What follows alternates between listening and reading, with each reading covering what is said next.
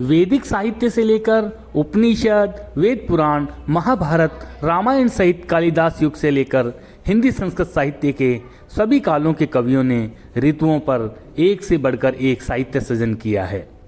इनमें वसंत ऋतु के सौंदर्य का जो वर्णन हुआ है वह कहीं अन्यत्र देखने को नहीं मिलता। एक समय था जब ऋतुराज बसंत के आगमन पर देश भर के विभिन्न पत्र पत्रिकाएं इन कवियों की रचनाओं से सराबोर नजर आती थी। बहुत कम लोगों को जानकारी होगी कि अजमेर रोड के निकट स्थित महापुरा गांव से भी ऋतुराज बसंत के स्वागत पर लिखी कविताएं देश के विभिन्न पत्र पत्रिकाओं की शोभा हुआ करती थी। जी हाँ, सन 1945 से सन 1979 तक देश की विभिन्न संस्कृत व हिंदी पत्रिकाओं में महापुरा से वसंत के स्वागत पर लिखी कविताओं की मांग रहा करती थी।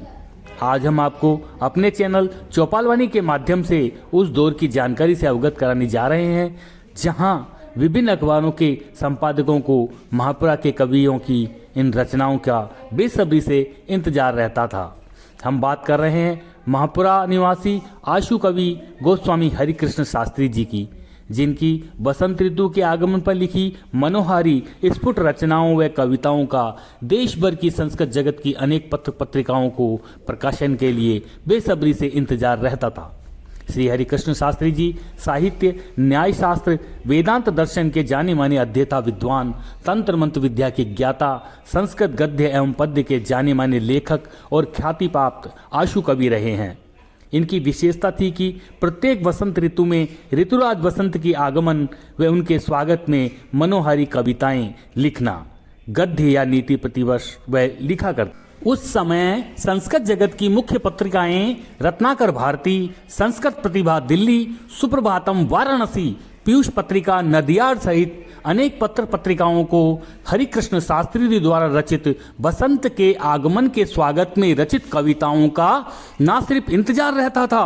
वरन इन पत्र पत्रिकाओं का मुख्य पृष्ठ इन कविताओं से सराबोर नजर आता था। महापुरा के जागीरदार आदरणीय गोपी कृष्ण गोस्वामी एवं माता काशी देवी के ज्येष्ठ पुत्र गोस्वामी हरिकृष्ण शास्त्री प्राचीन कवियों की तरह ऐसे बहुत पद्य लिखते थे जिनमें प्रथम अक्षर किसी का नाम बन जाया करता था या वाक्य निकल जाया करता था। आशु कवि होने के कारण संस्कृत सम्मेलनों में वे ऐसी प्रशस्तियां मिनटों में सुना दिया करते थे।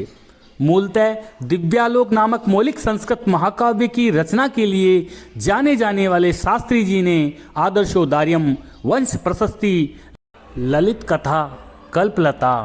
दिव्यालोक, कवि कौतूहल सहस्त्रम,